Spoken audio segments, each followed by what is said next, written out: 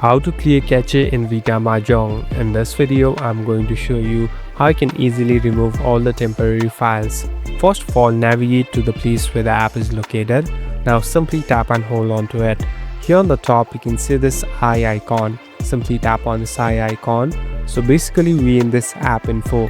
So in other mobile devices, you can directly go to the app information. So here on the right bottom, there's an option called clear data. Tap on clear data. Here you'll be able to find two different options, clear all data or clear cache. Simply tap on clear cache and here on the bottom tap on OK. So it will take some time. Now all the temporary files has been removed and there won't be any lags in the gameplay. So you can restart the app and it's all set to go. Thank you for watching this video. I hope this video will help you.